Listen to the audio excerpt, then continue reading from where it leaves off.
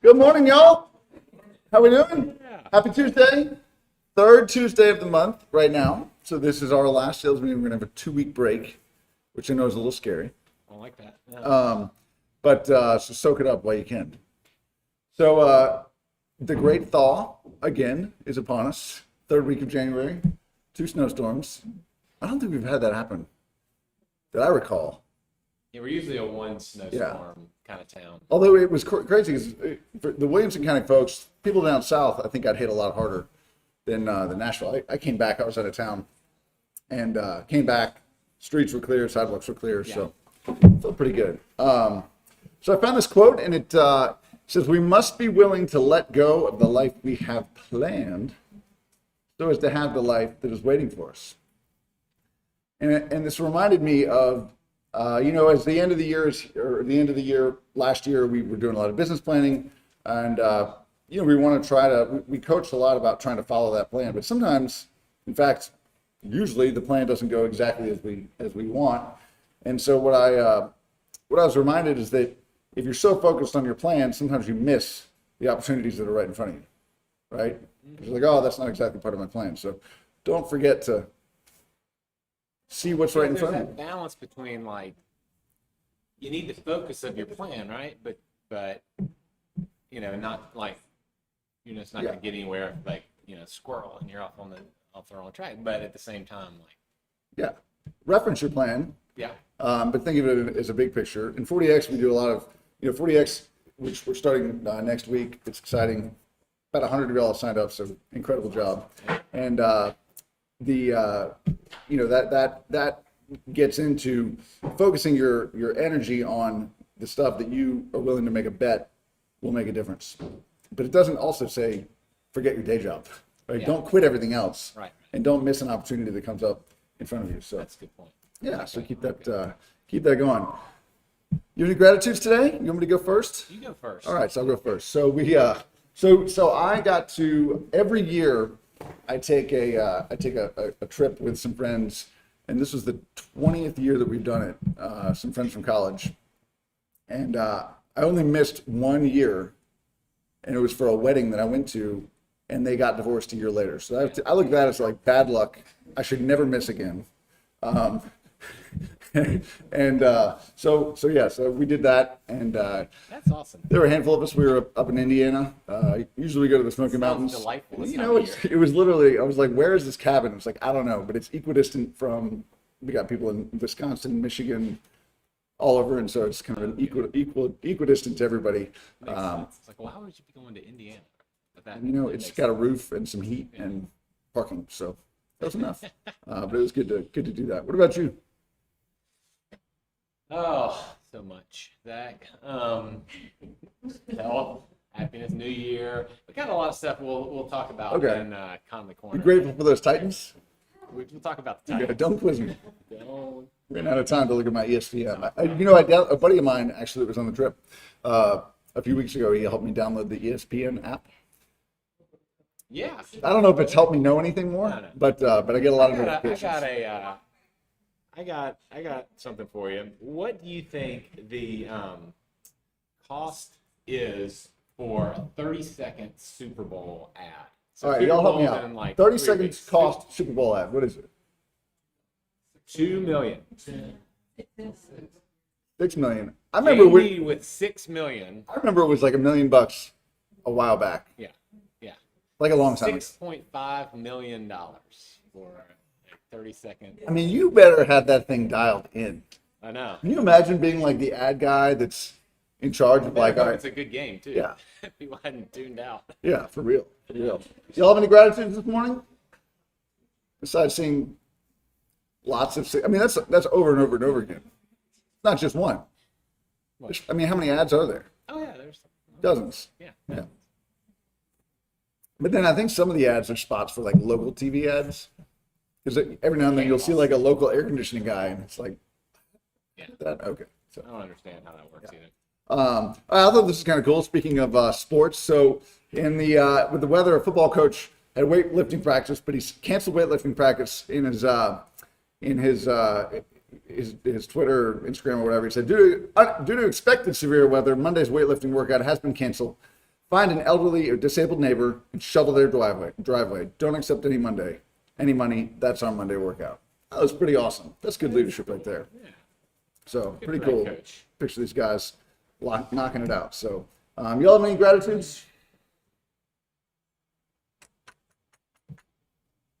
Can't be grateful and anxious at the same time, right? Isn't that some Yeah. sort of thing? No, it is. Like if you're feeling anxious about the year, think about your gratitude and then get to work. Even if you're feeling anxious about like going to meet somebody, Yeah. just be like, gosh, I'm so glad I've got an appointment. I'm so grateful for an appointment. It's actually impossible for your brain to feel both at the same time. So it's pretty cool. So we've got some education. There's a Mentee Skills class today, tomorrow, 9 to 10. Thrive. I know we've talked about this a lot. This is an every week recurring Zoom call. Please tune in if you haven't. It's a really incredible way to connect with other agents.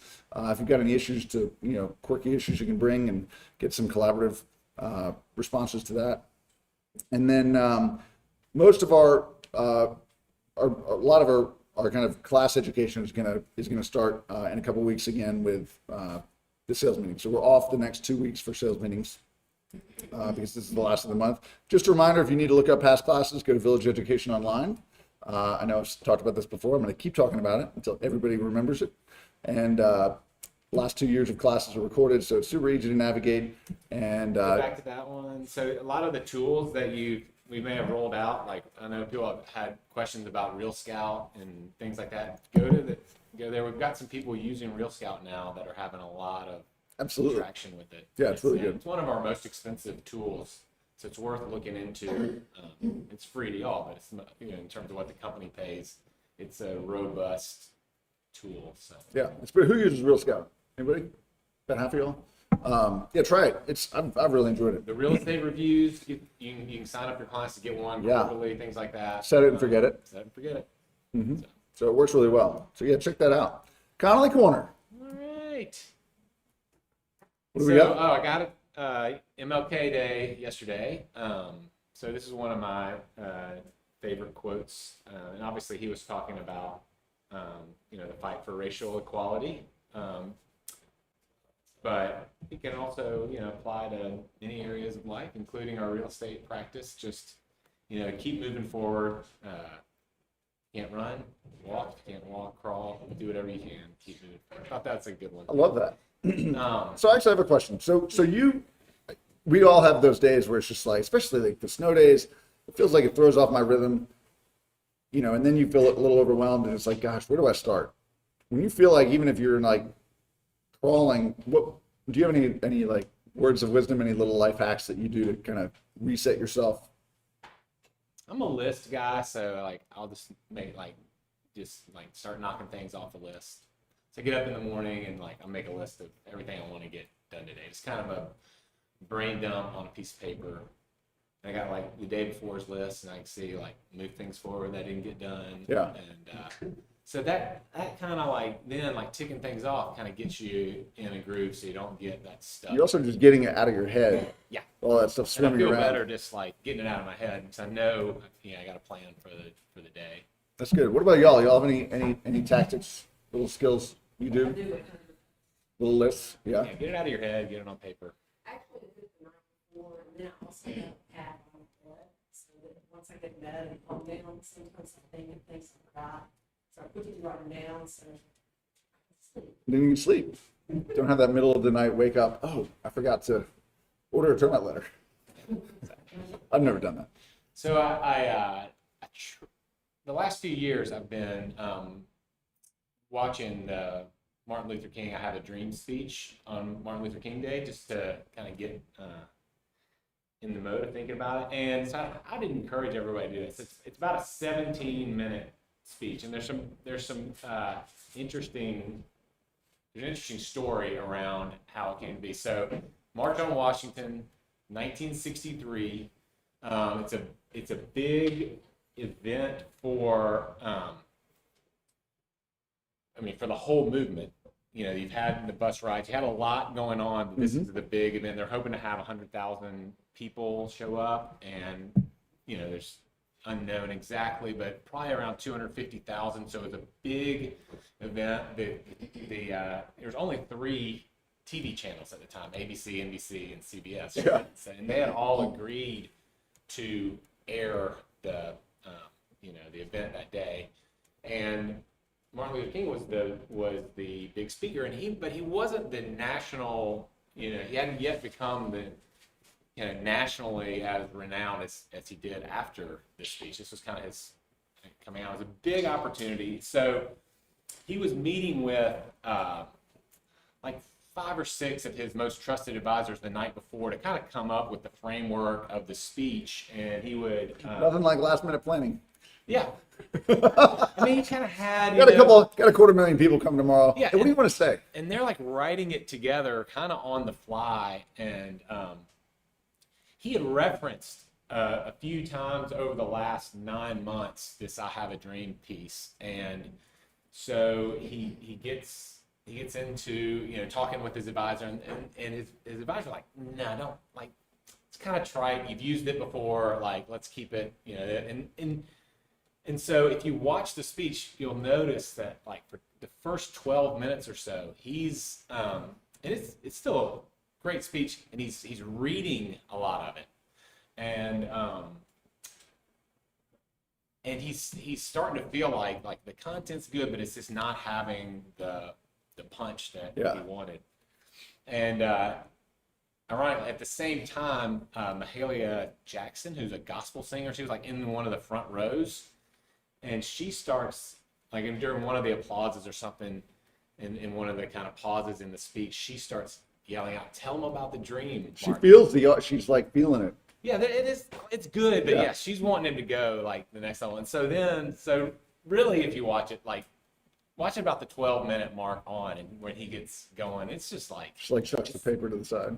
he doesn't look down the whole time, He's just, he goes from kind of reading it to, so it's just kind of an interesting part about the speech is, he references all the Gettysburg Address, the Constitution, the William Shakespeare, the Bible. I mean, it's just like kind of it's pretty Get everything in there. amazing. Yeah. Worth 17 minutes of your time. That's pretty cool. Hey, so you weren't here last week because you were at a Pilkington office. Yep. So there's some news, right? So tell us about So I that. got to go there and kind of introduce us to them, but so we are merging with them, and then we've done this before, right? We did it with parks, and so from our standpoint, nothing will change on the brands. They're still going to operate as Pilkington. It gives us a little more market share, about 15% market share, which is almost double number 2. We don't care about being the biggest, except in the ways that it can help your business, in a couple of ways. That is just cost-wise. Got a lot of tools. I mentioned Real Scout earlier. Real Scout historically has cost us like $5 per agent per month. That's what the company pays to kind of utilize this software. Now that we've grown and gotten bigger, we've gotten that cost down to $2.80 per agent per month. Boost ads, we give, we run a free boost ad for every MLS listing over $200,000. Yeah. So every listing gets boosted and gets ads, and that historically, if you were a new kind of boutique independent firm like us, it would cost about $50 per ad to per listing for that to go out. We get it for like $24.99. So there's like some significant cost. That frees us up more money to keep adding more tools, making sure we're staying And keep y'all's costs low. I mean, that's the, Keep- everybody's, if you've been to the grocery store lately, been anywhere, everything's getting more expensive. And so we're trying to make sure that doesn't happen. Our costs Here. are going up significantly, just to run offices and to rents go up, everything goes up. The village cap hadn't gone up in like 20 years, so it's just like part of what we're trying to do, and so it's there are some economies of scale. The other one is obviously the coming soon stuff. Our just to have 1,400 plus agents kind of all focused on Middle Tennessee and the opportunities that'll create. We had about 10 deals I counted that came through the coming soon network agents getting alerted to stuff either early or an off market deal, and that was just in December. And so that's been exciting. Our percentage of deals that are happening internally, like village agent to village agent or village to parks, or that historically ran around 20% of our deals, and it's up to around 25% of our deals. So that's a big, that's a 5%, and it's really like a 25% increase over 20%. So it's a big number in ways that will help, I think, our agents get a head start, in this environment where inventory is so low, to get a head start on these things, be ready with your buyers or to have some off-market opportunities. So absolutely. So and who doesn't know like 2 or 3 really cool, nice Pilkerton agents? oh my gosh, so they're it's incredible. Yeah. All along we said it's about the people, it's about getting the agents together, and we help each other have a mindset of abundance, and it'll work out. Like to be able to combine with the company, they've been around for 15 years, they do things the right way. So we're excited about it. That's awesome. Congratulations. Well, this graphic is going to be in your inbox probably right now. And so if you want to post that, share it. It's a great way to let folks know that that you've got a big shadow that you can cast. So good work. So we like to look at the markets. This is 2021. So end of the year, how the markets did, all green, which basically is reflects in the real estate market as well. We had a good year. Pricing was good, and the markets are kind of always looking 18 months ahead. If you look at where we are, the new year resets. We've kind of gotten off to a slow start for 2022 in terms of the markets. That's So, 2021. I just keep looking at Bitcoin. I mean, gosh, that is volatile. Yeah, it was up Is that $47,000 per coin? for one coin. Yeah, Ooh. it was like 70,000. It was like 75,000. I don't know. So it's just volatile. I'm not a crypto expert, but yeah. It has off to a nothing slow even start. close to that volatility. The It has nothing nowhere close to that volatility. Real estate. Yeah. Omicron, higher inflation, shortages of everything pretty much has caused forecasters to lower their growth expectations.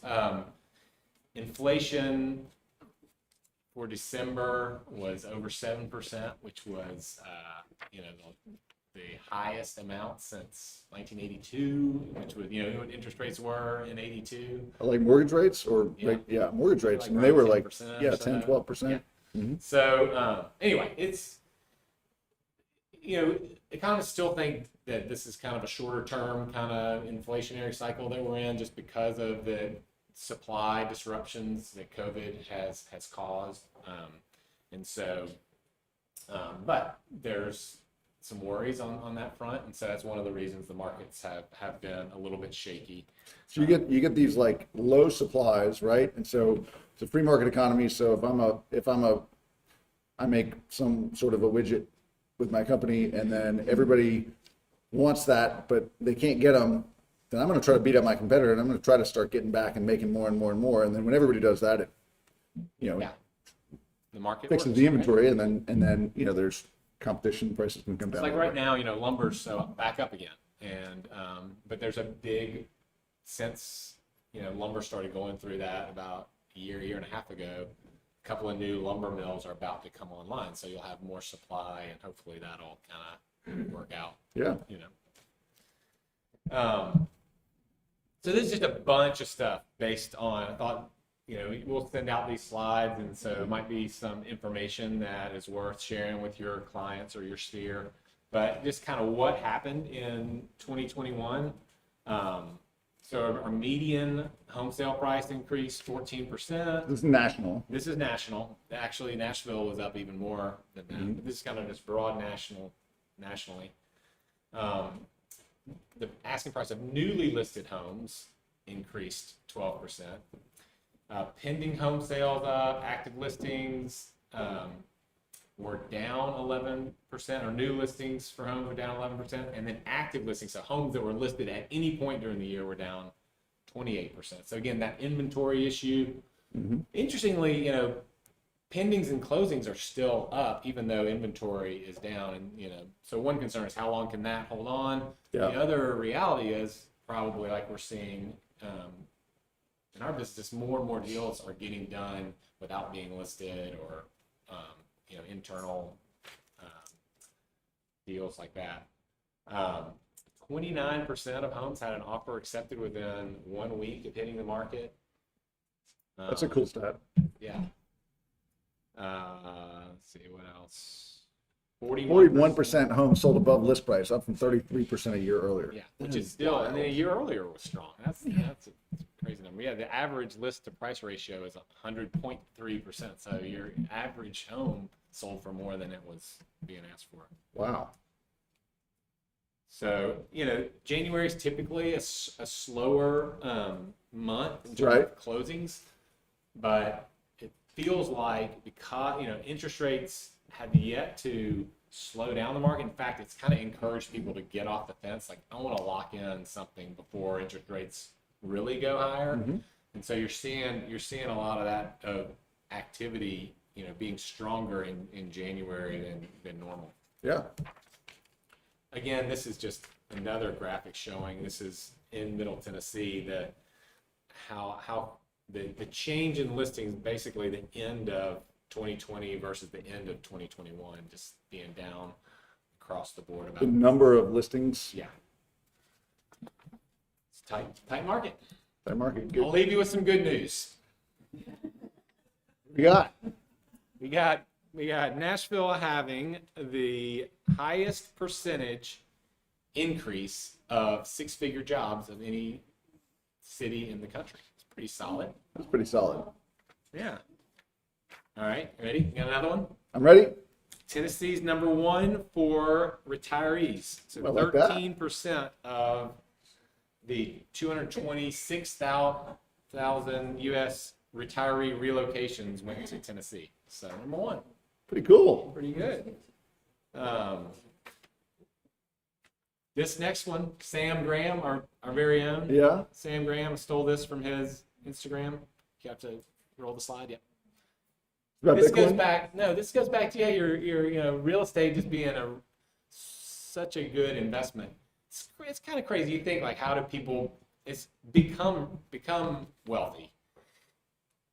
And it's not stock market. It's not crypto. It's not some American software, Idol. Not some company that they started. It's really investing in real estate. 90% of the world's millionaires. That's a crazy stat, and it's something that is a reason I would encourage everyone to be talking to their clients about. Hey, add some real estate to your investment portfolio. Add a rental property. You can do this.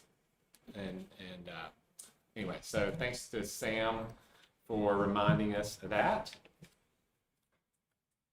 Ho! Come on, Titans! let's go.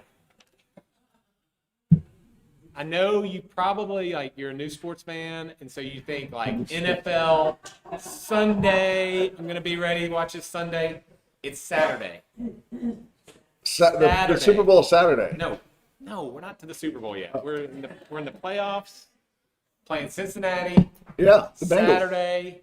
The Bengals. The Bengals. I just want you to know that. Okay. Yeah, you know. Just making sure. 3:30 kickoff. Didn't know that. Nissan Stadium.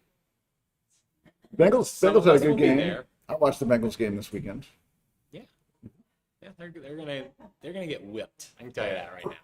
I'm excited. I think I'm looking at Super Bowl tickets. I'm sorry. So why is it on Saturday? Why is it Saturday? Yeah. Just TV. Okay.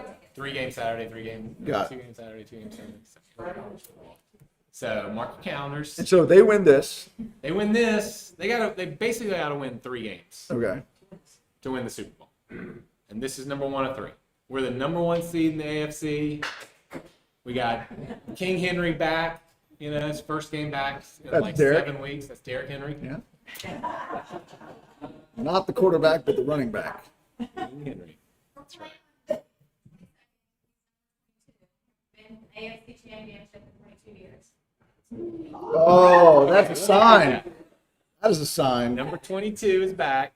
We're playing on the 22nd of January, and we hadn't been to the AFC Championship in 22 years. And we're in 2022. And we're in we're in 2022. 2022. Holy cow. And at the 22-minute mark, crazy stuff is going to happen. All right. That's amazing. Cool. All right. Well, good stuff. Save the date. Thursday, February 10th at the Omni Hotel. At the Omni, right? The Omni. Yes. Downtown. We've got an annual awards luncheon. This is a really great thing to attend. Village Parks, and I think Pilgrims are going to be there as well. All three. Bringing the whole family together. So we'll So literally have, 1,000 agents there. It'll be really fun. It's not just to hand out a bunch of awards. We got 2 speakers, entertainer. It's going to be like a big deal. You're not going to want to miss it. Big you've never lunch, seen Hunter tap dance. You got to come. entertainment. Yeah. Not that kind of entertainment.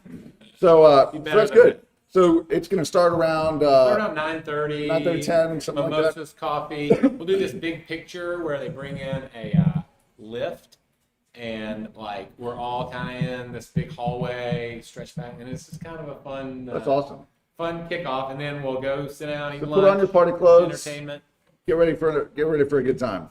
I don't know if it's a party clothes kind of. Well, thing. I mean, like it's not like a Christmas party. don't show up. There's going to be a picture, so don't show up in blue jeans and a t-shirt. Yeah, well, but show up. Unless even that's if just your thing. Unless that's your thing. You Yeah, show up in that's your blue thing. jeans and a t-shirt. It's fun. All right, Chris. Chris here. What's that? Well, there. We got it. We got it. Come on down.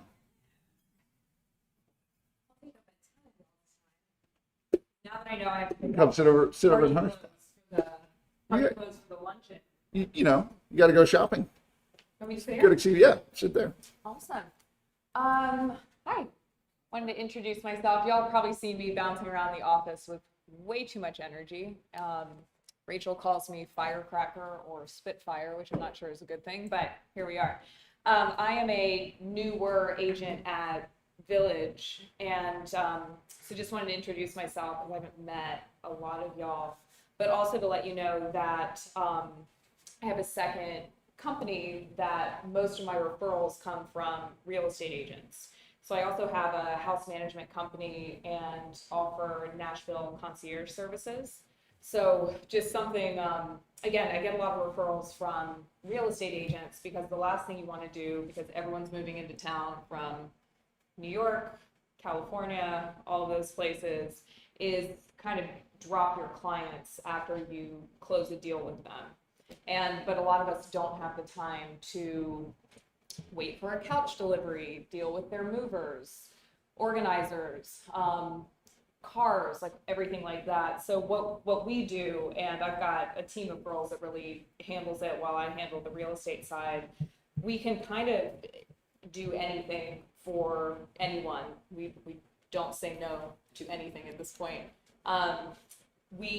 For example, just to give you guys a quick, I had a real estate client that I handled their home sale, and then they hired on our house management company to handle their entire move. So they were coming in from California. I arranged a private flight to get them from California to here, pick them up at the FBO. By the time they got to their house, and we had about 3 weeks to do all of this, their entire house was unpacked, organized, their cars were in the driveway. They literally got handed the keys. There were meals in the fridge, groceries, anything you could possibly imagine. Their kids' rooms were set up and organized. So we handled all of that. And how we typically work is we get referrals, mainly I'd say from other agents. And I'll do a call with your client that you can be on or not be on. You can be as involved as you want, really. And I put out a scope of work and a proposal, and pricing is kind of a sliding scale depending on length of time, what they want us to do. We've done something as quick as a 1-day move. We've done something as complex as a 6-week, come on, do everything. We just finished up a job as well where we handled their move, and then I also have an interior decorator on staff, so she handled like their interior decorating, and then even right down to personal shopping and closet organizing. So I've kind of got a person for everything at this point, but. It sounds kind of amazing. Thank you. How did you get into that? I had too many clients coming in. So I lived in New York City for 10 years, Los Angeles for 3 years before moving here 4 or 5 years ago. And I was just finding that my clients were needing that. They were coming from a market that was very fast paced, everything gets done for them, or they were buying houses and not moving here immediately. Okay. And when they were getting here, they've got busy jobs, they're working remotely, things like that, or just kids and life in general, and they just didn't have the time to handle it. And I was finding that I was handling it for them, which I'm happy to do. As a real estate agent. Right, yes, fully as Right. a real estate agent, because you don't want, Like seriously going above and beyond. right, and you don't want to like close a couple $1 million house for somebody and then be like, okay, that was fun. See, Like, good luck with 2 men in a truck. Right, and they don't have time for that kind of stuff. So I found that I was doing it for them anyways, and there's a real need in this market right now with, I mean, we've done some local clients as well where they're just moving from one house to the next within Nashville, but I would say 90% of our business is out of state buyers. That's wild. So this is kind of small, but I'm going to read off some of the stuff. So it says auto transport, luxury rentals, private travel, personal protection, airport pickup, hotel bookings, restaurant reservations. I mean, that's, big and small stuff. And then moving company logistics. I mean, that is one of those things where it feels like, especially if you're moving across state lines, it seems like, I mean, how bad can it be? And it can go really bad, right? I mean, moving is I joke that as real estate agents, we put people through hell, right? That's like what we do for a living, right? And it's awesome and exciting, but it is also, moving just stinks. Yeah. It's hard and exhausting, and there's logistics, and maybe you're taking time off work, and so that's pretty incredible. So do you just kind of, So you can do everything, but would you say that like most of your business is the moving and organizational side? Yeah, and I would say most of the jobs are 4 to 6 weeks, because we can get started before the house even closes, and then continue through there, which is also why it's a sliding scale. It's a set price. I don't tack percentages on. If we hire like outside, if you need a professional organizer or the movers like to be handled and everything like that, I don't tack a fee onto that. That way your client knows it's this price. If I have screwed up like the amount of time it's going to take to do it, that's on me. Like the pricing never gets changed on them. And I find that people really like the transparency of that, because they know what they're paying for, they know what they're getting, and they know that we're going to finish out the job regardless. that's incredible. So, What questions do y'all have? You organize What is something like, and I mean, I love that because this really is, I mean, as real estate agents, one, it's just a good reminder that you were talking about kind of doing this, and this came out of a need of you being a realtor and going above and beyond, and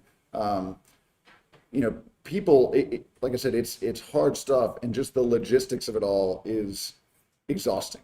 right. And we've all seen it, right? Like people have their little freakouts right around closing time, and it's usually because they've got 16,000 things in their head that they're trying to coordinate, and then the movers call and say, hey, we can't find it, and you realize like they're 20 miles away in you're a street in another city or something. So it's like that, and those things happen. Simple too, like as we have waited for utility people, cable, internet, all that kind of thing. My clients from California, it wasn't an option for them, especially work-wise, to get here and not have all of that situated Right. and set up for them. So you're paying for the convenience. And I tell people too, like, your time is really valuable. It's better to pay us to deal with kind of the headache, the phone calls, the coordinating of everything, waiting in the house, stuff like that. So That's cool.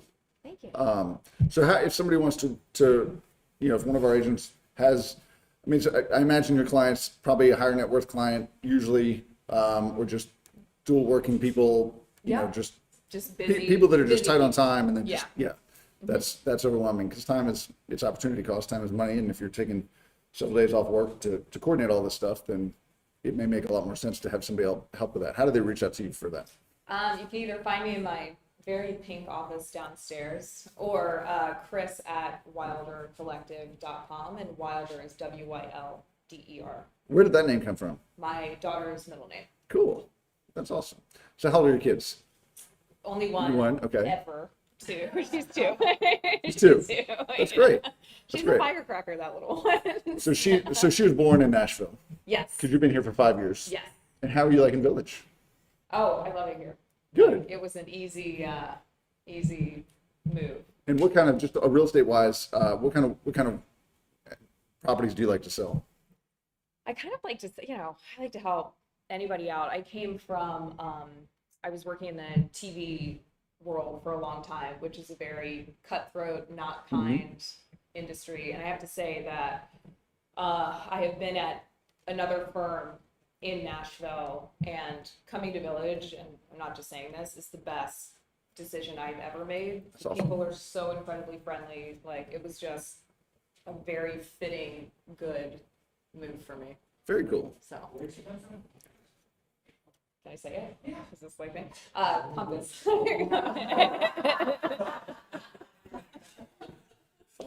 Good singer from Hunter. So, welcome, Chris. Thank you for coming. And so she's got some, I guess what, like, are those cards that have your contact info and stuff? So that's really cool. I love. It's just a good reminder too. We try to interview a different agent every week, and just it's a reminder that we've all got, sort of a wealth of knowledge and expertise beyond just, driving people around to unlock a door to let them in a house, right? I mean, there's way more than that. So very cool to have you on board. All right, so the market, we've got mortgage rates up a tiny bit more, Christian. They keep inching up. Do you want to pop up for a second? Come up real quick, and here, you can sit here. Tell us what we got. And what is your forecast? Where's my forecast? Yeah, what's your forecast? I mean, I think I said one of the meetings before, everybody thought that they would be mid to high threes by the end of the year, but they're already there almost. So I'm hoping all the damage is done, but they'll probably be low fours by the end of the year. That's what I guess. And so that is a big increase, but it's also, just relatively speaking, they've been in that range for a while, but Yeah. I think they're back to where they were. I saw a graph yesterday before, like February 2020. Yeah. They were like high around 4. threes. Yeah, threes. So this is a more it's just a normal. reminder that it's not like the sky's not falling. This was actually a pretty short time ago that they were where they are now. Yeah, COVID was strange times for everybody, and interest rates included. I mean, twos are unheard of. So I think people will get it out of their system that that's the expected thing, and this is a more normal rate. But just a reminder, and I think you said this before, if somebody's been looking for a house for several months, what should they do? They should reach back out to their lender just to get updated numbers. One, to make sure they're still approved with a higher rate, because some people, push the envelope and buy at their max that they're approved for. So if they're approved at, at a rate of 275 and they want to buy a $500,000 house and that was their max, they're not going to get approved at 3.75. So I would just encourage, especially if it's been a month since they've talked. I mean, I've talked to some people that I talked to before Thanksgiving, and I'm like, surprise, here's where we are now. And it's a little bit of sticker shock, but it's better to have that conversation with me before they start house hunting so they know what they're getting into.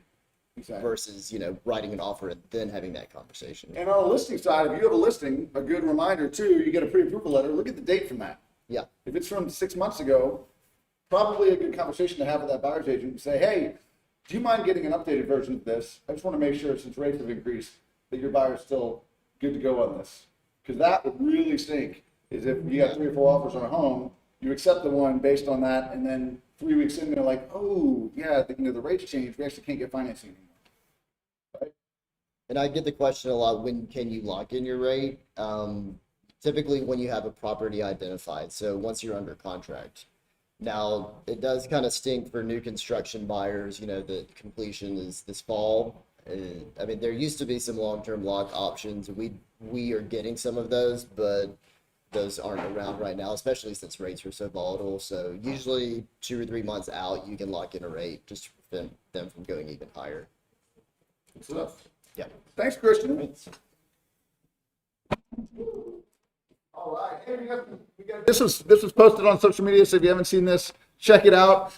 So proud of everybody. I know there's a lot of people on this list that are just working hard, and a lot of people that are not on this list that are still working hard and doing incredible things. So we've got a lot of cool awards at the awards luncheon to give out, and it's just a great way to celebrate each other.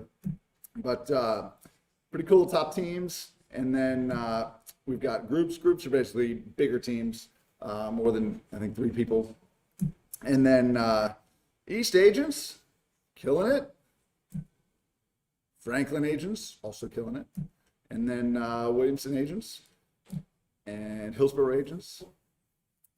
Yeah, so good work. It's amazing. Yeah. So impressive. So keep it up, y'all. We've got, so tools, a reminder, 40X begins next week. If you signed up, you're going to get information here this week.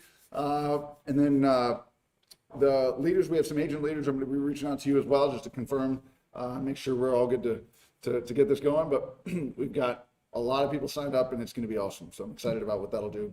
And then just a reminder, we talked about this last week, but if you weren't here or forgot to do it, if you want to download the Brokerment app, which is what VMint is, you can do that. If you want to scan this code, you can do that. It's in the App Store. Just look up Brokerment, and that will give you access. You just use your same sign-in, and that'll give you access to everything you need on your account. And we can do whatever. Just see your CAT progress, see your transactions, and have access to all that stuff. So Karen Baker's going to tell us about a little tip we've got. So speak to the manager.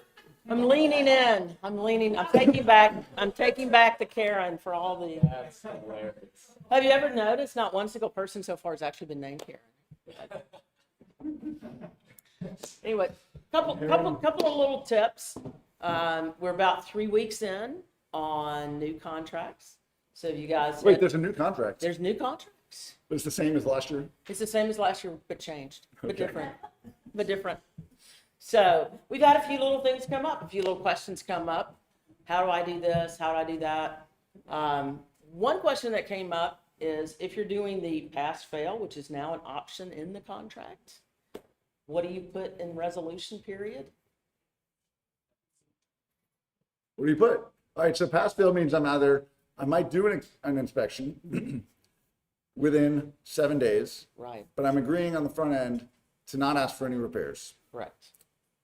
i.e. I don't have any resolution. I don't need a resolution Right. period. So So what do you think you put? Zero. 0.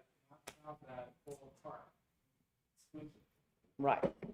So, but people get caught up because the first thing you see when you come through there is your resolution period within blank days there. And you get a little farther down, line 327, buyer waives the option to request items to be repaired, and there's no resolution period. So it's a simple one. Yeah. So Sunday, we had a little conundrum on Sunday about what do you do? I'm going to use the village-approved escalation clause, Okay. but I'm also going to use the new TAR form. That's the minimum appraised value contingency. All right. So hold on. So this is we've talked about this, and this is a little complex. So Little pay attention complex. here. Yeah, so follow along. But it's complex, but it happens a lot. A lot. So here's the scenario. The buyer wants to guarantee $50,000 in appraisal gap. All right. So let's say we have a $900,000 house, but the buyer is saying, even if it doesn't appraise at 900,000, I'm still going to buy it, so long as it appraises for 850. $850. But the buyer also has an escalation clause. Oh, like up to I don't know. Let's They'll see. go up to $975. So okay. So hold on. Let's pause. So let's say they win it. Let's say they win. They make the offer contingent upon an appraising for 850 because they're like, yeah, we can bring an extra 50 grand to closing. We got it in the checking account, no problem. Right. In addition to our down payment. Right. we win the deal, that 50 grand is now turned into $125,000, assuming it was a $900,000 initial offer. Right. So what And then happens? Ooh, maybe they don't have that. Maybe they don't have that. Wait, this is written though. I'm only paying 50,000 difference. Right. Yeah. The final purchase. So some people don't, we've had issues where people aren't writing that and they're kind of forgetting that the escalation clause doesn't just automatically. Right, so just keep in mind, if you're using an escalation clause and the minimum appraised value, if you need to tie those together, you need to put that in special steps. If your buyer doesn't care if it's 50,000 or 75 or 150,000, you can leave that minimum appraised value on that line on that form the same. You don't have to worry about it. So real quick, there's this form, minimum appraised value contingency addendum. So it says this agreement is contingent upon the appraised value equaling or exceeding Blank. 600,000. Let's say that was, for our example, that was 850, right? It doesn't, Yeah. it makes you put an actual It number makes you there. put a number, and you don't have an option. You can't, that's not a text box. There's a workaround, of course, but it's not an easy workaround in transaction desk. So you have to put a number there.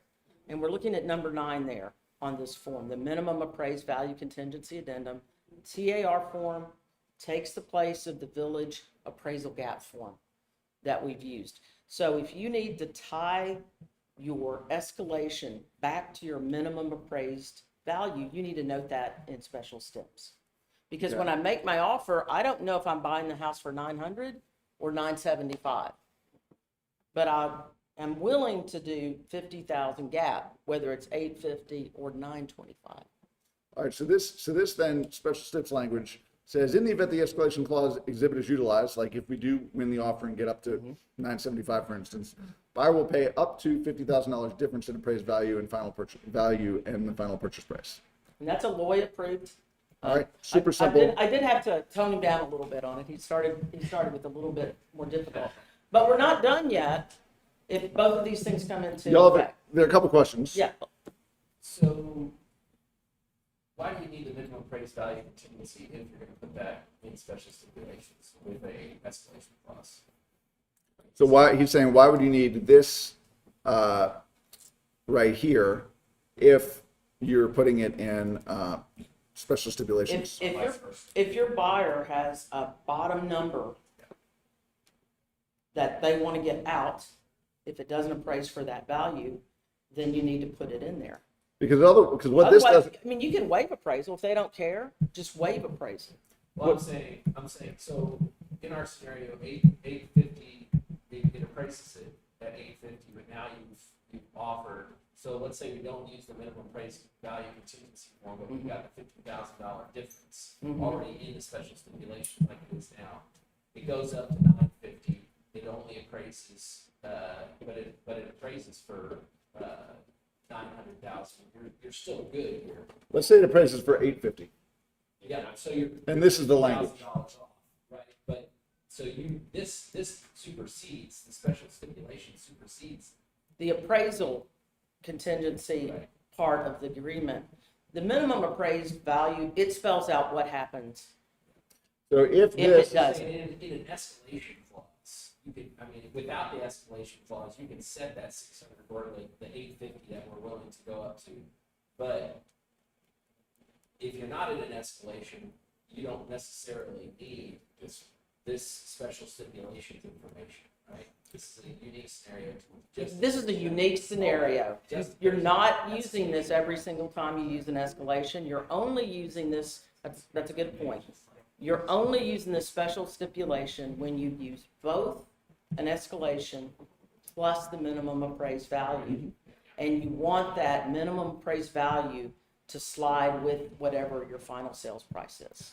Okay, so That's the only time you're using it. So I still come back to the special stipulation. If you put this in a special stipulation, you're being redundant with the minimum appraised value contingency. so that's a really good point. But let's give you an example. Let's say that gap is more than 50,000 and the buyer says, all right, I want to back out. And the seller says, okay, I'm keeping your earnest money. Well, no, because I said it was, oh, well, I mean, no, you didn't say anything about earnest money in here. This Right? doesn't In fact, it answer, doesn't even really talk Yeah. about being able to back out. So there's a whole, that's what that form does. It gives all the, if, you know, what if Then what? scenarios. Right. It's the So then what. this is just a super simple way, but that's a really great question, because we see, I don't know, like a zillion of contingencies that are written like this Right. all across the realtor community, where it basically says, hey, here's what I'm intending, here's what I want, but it doesn't ever say, if this doesn't work out, then what happens? Who gets the earnest money? Does the buyer have the right to back out? If they back out, are they at risk of being sued, right? And so, Is the seller obligated to sell at that price? Mhm. That's the big one that comes up over and over again. Is the seller obligated to sell at that price? That's why we're using the minimum appraised value contingency, because it spells it all out. Yeah, I mean, they're agreeing to sell it at that particular price. There's no, right. so yeah, download this form, read it, It make sure also- you understand it. It also says in there that the seller's got a right to ask for all the proof of funds. So, hey, Mr. Buyer, I appreciate that you're doing that. I want to see your proof of funds for your down payment and for this 50,000 appraisal gap. Yeah. So if you're the winning bid and you're not done yet, when the listing agent calls and says, Zach, we're good, we'll take it, you need to go back and wrap it all up. Because in the example that I used, So yeah, I should have used your numbers. that's okay. The 600,000 was the minimum. In the escalation clause, I also checked a box that says my loan contingency is going to go from 80% to 85%. Have you seen that box on there? So if I'm the winning bid and an escalation clause was used and the minimum appraised value contingency was used, the last step is to go back and tie it all back together. State what the purchase price is. State the financing contingencies club has changed to 85%, and what your new minimum appraised value contingency is. So you do have to go back and wrap it all up in the end. And be mindful, because this counter is probably coming from the listing agent. So That's a good point. So they may not write it correctly. they may not. They may miss, for example, changing your loan contingency. If you check the box, hey, if we hit my high escalation number, I don't want my financing contingency based on 80%. I want it based on 85%. Make sure you wrap that up in the counter as well. So Karen's going to send all these forms out to everybody, but just, if you get in that situation, just stop and think for a minute and think back. I heard this stuff in a sales meeting. Am I doing this the right way? Look at the forms we send out. And if you have questions, give any of the brokers a call. Cool? Those are good questions.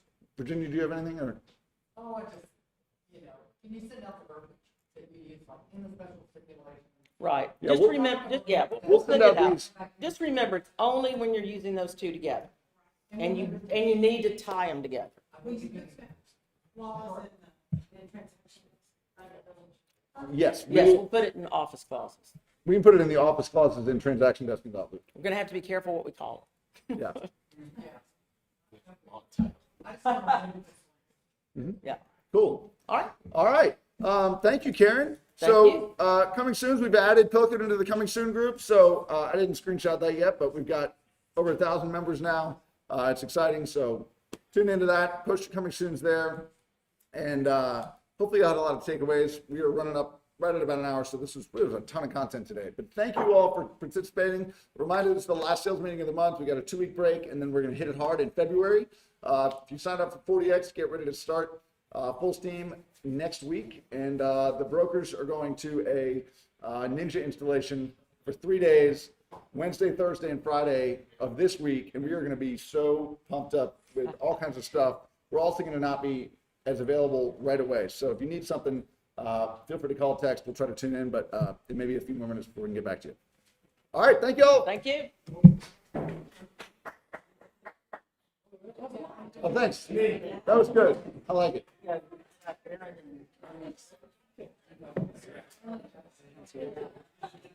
Nobody said that.